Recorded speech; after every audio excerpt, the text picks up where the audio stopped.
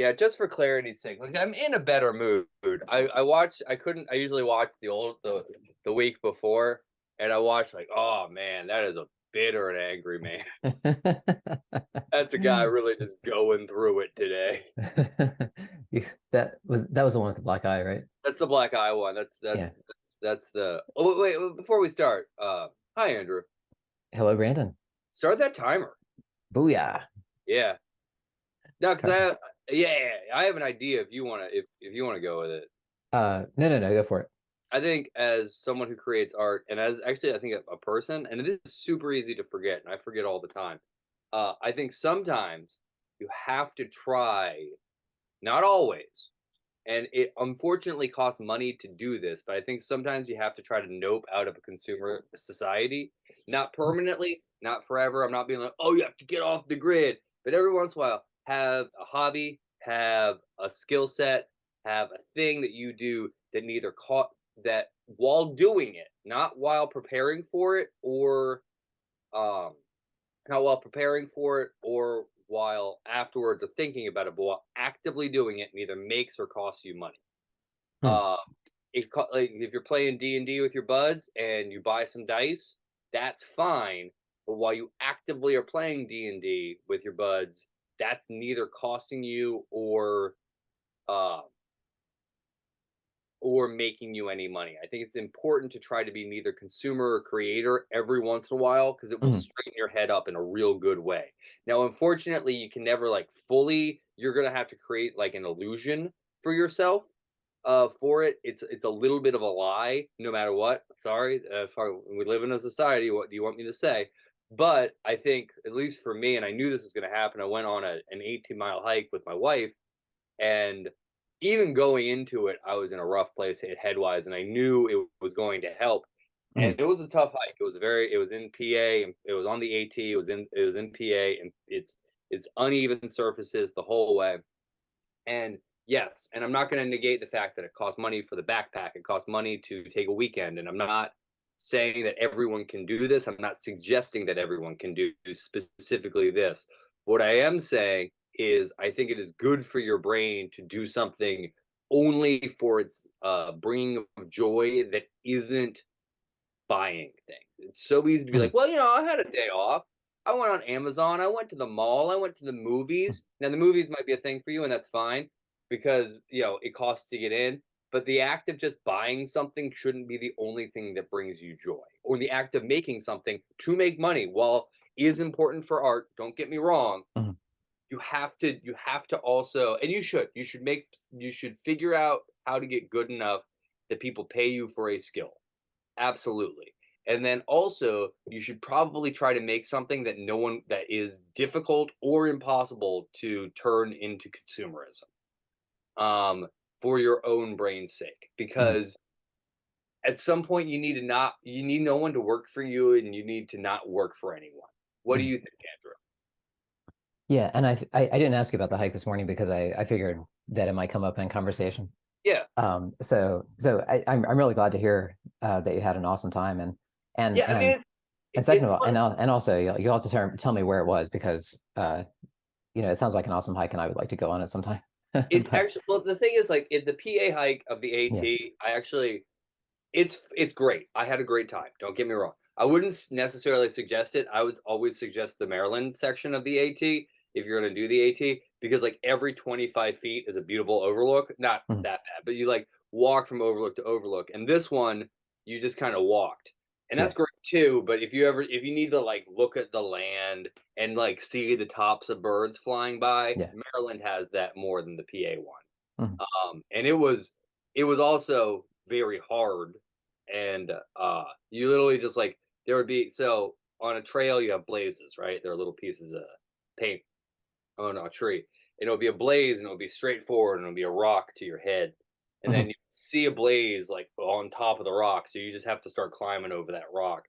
Yeah. I think also I would argue it is to each their own ability, obviously, but there's something to be said about the ability to use your body as much as it can, Mhm. push it to a point where like you have to focus, and you have to make sure that you will not be dangerous to yourself, and being in that headspace is really good.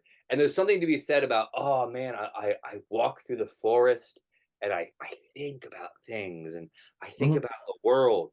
But there's also something to be said. I walk through the forest and I make sure I don't roll my gosh darn ankle. Yeah. Like, like there's something like you have a body, you are in that moment. Being there and being and understanding the physicality of your own body is a really positive experience and Yeah. whatever your ability is. I'm not saying anyone do exactly what I do. What I am saying is I think these are positive experiences that you can integrate no matter what your physicality is. You know what I mean? Like it doesn't, you don't have Yeah. to be someone who can climb over boulders. It can be a lot simpler than that. But and you don't have to go into the woods. You can skateboard, you can bicycle. But I Yeah. think you need to do something that makes you aware of your own body. And I think that is a very positive experience. And you come back to Yeah. the podcast you do for about 10 to 12 people and you're a lot less angry. There is a difference today, definitely. Well, and Oh I think yeah, and I think looking at the overall here, I mean, everyone sort of would have their own um idea of what would be fulfilling to them. I think. I mean, I personally agree with you. I love hiking. I mean, we've talked about that before, and like, I love outdoor stuff, um, and even just doing something. I mean, I don't know if it took you like a day or a weekend, or you guys were, but whatever it was, just kind of spending that time off the grid a little bit. Because I imagine it wasn't only just the non-consumerism part of it. It was also just the um, sort of detaching for a while and spending some time with their thoughts. absolutely. And I remember like just watching the light go away. It was interesting last maybe two times ago. Mhm. But I'm going completely off the grid. I'm just going to turn my phone off. I'm just going to go completely off the grid. And I'm going to be honest, I drove myself insane because every Mhm. time I would think about my phone, I would go, no, you can't touch it. You can't touch it, man. Yeah. And that's great. I think that's awesome. But I was thinking more about my phone by not using it. And this time I went, once I get to camp, everything's set up, everything's fine. I can take 5 minutes and I Yeah. can look at and see what's going on in the world. I can play with my little gadgets and gadgets and play my little games. And for me personally, that was such a more freeing version Yeah. instead of it being a performative act, which for me it Yeah. was going, I'm turning my phone off. I'm not even thinking about it, man. Yeah. I'm gonna get to nature and being like, yeah, no, I'll look at my phone like once we're all set up and once we're Yeah. done walking, once we're all was and I think it's easy when doing stuff like this to want more and to want Mhm.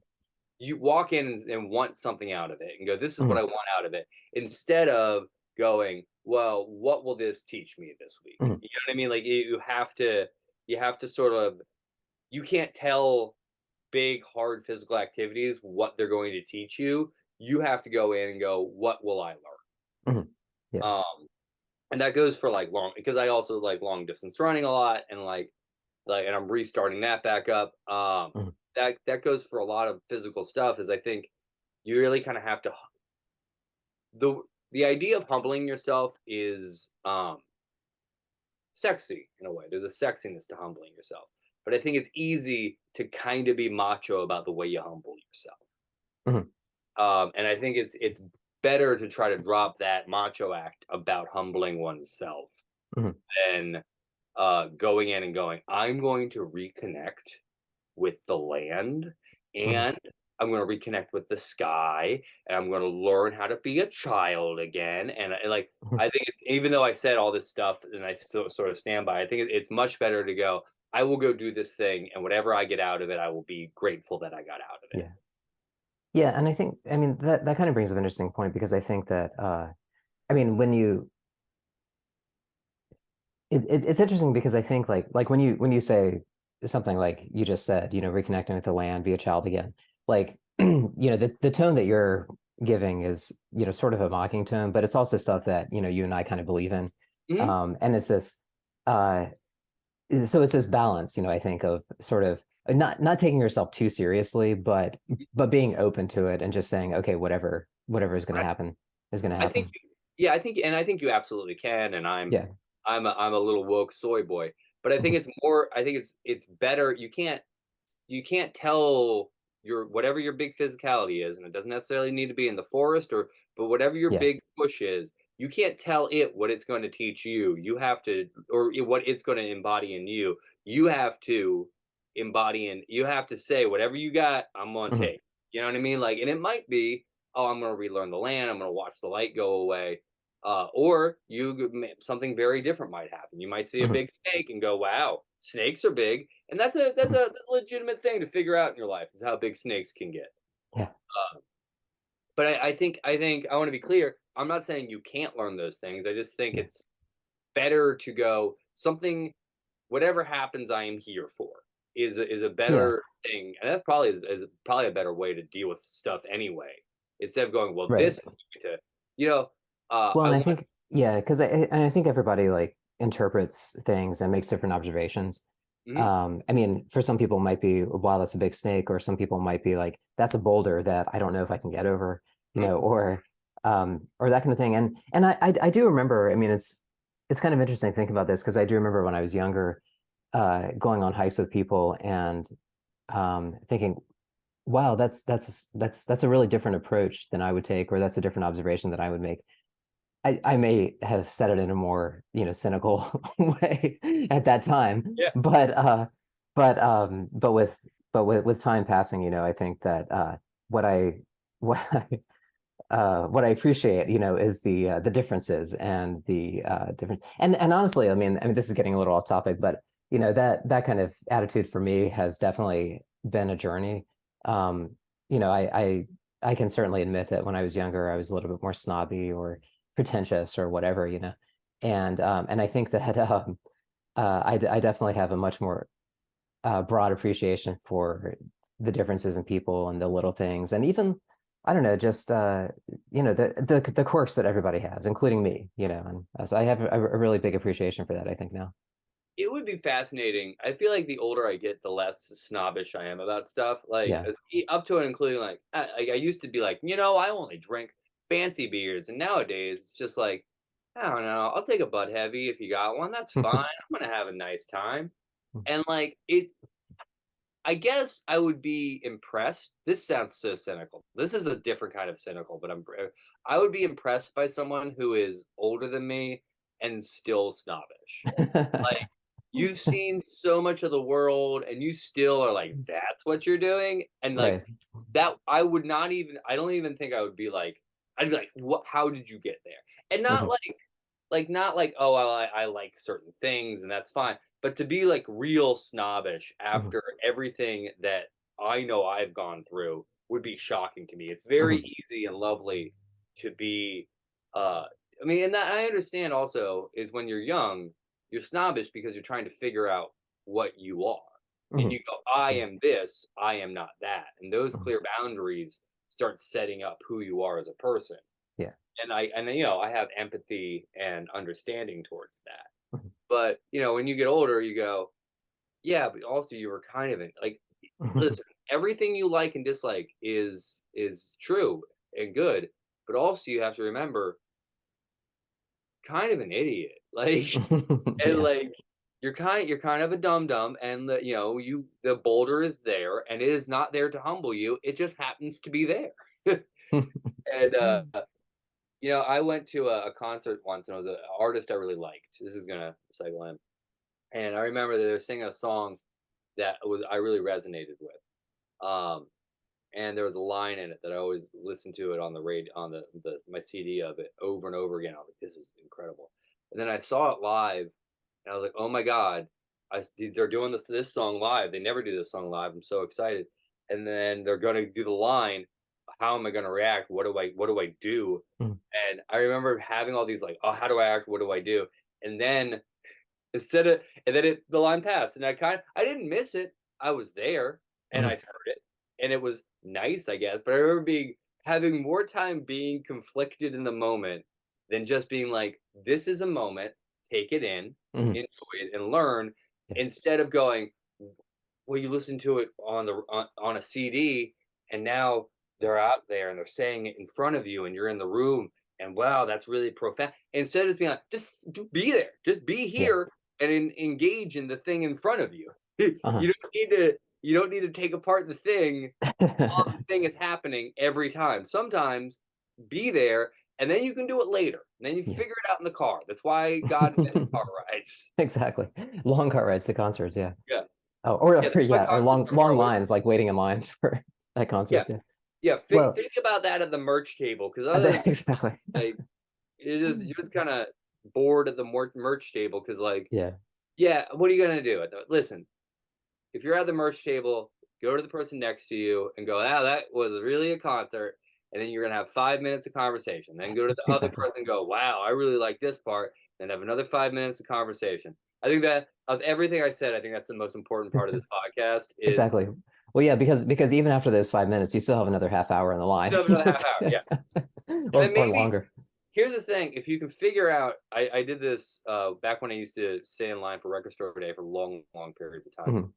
Um, if you can figure out a joke you can come back to or like a phrase that makes you laugh, do that and just get that. And every 15 minutes to an hour, maybe an hour, 15 minutes, say that phrase, all laugh, have community, Uh-huh. and then go back to whatever the hell you were doing. Like, really try to get in between Exactly. individualism and community by finding a good phrase everyone can say and we all laugh. And then this is true, years down the line, you'll see them and you'll say the phrase and then we'll go, and then we'll have community. It's great. Great. Life hack. Life hack. Life hack. So we just had the timer, Yep. but real quick, my version of that is, or my version of the concert line that Yeah. you were just mentioning, is so I love the drawings of MC Escher, Yeah. and especially when I was a college student and I was pretentious. Of course, I loved it then. I mean, I still love it now, but Yeah. especially when I was a college student. Um, and I so sometimes when you go to an art gallery, you are seeing like the actual artwork, right? Mhm. And it is different, because it's amazing because you see this incredible artwork, in a book or whatever, and there's only so much that you can see in a book, right? Um, but when you go to the gallery, you see a piece by Salvador Dali, and it's amazing, like seeing it in person, right? Well, so I went to a gallery and it was an exhibit of MC Escher stuff. Mhm. And I was walking around and I was like, what? This is exactly like looking in a book because they're just drawings, Yeah. It's like there's nothing different about being here in a museum, yeah, except looking at a book or a poster, Yeah. of MC Escher. It's like exactly the same. And and it was just so disappointing and also mind-blowing at the same time. I was like, oh I my should God. be transformed. Exactly. Transform me. Art on my time and my term. Art, Right. transform me right now. And that's, like I was saying, like if it's a Dali or Picasso, whatever, it is different. I'm Absolutely. But See, there is, we can explore that in the next it podcast we exactly. do. The difference between an art object and the picture of an art object and Yeah, the complexities of that, and then we're going to get to the banana on the wall, and everyone's very excited. That will happen at some point during this podcast, exactly. but we're Exactly. already over time, so we got to go. We are. All right, peace. Peace.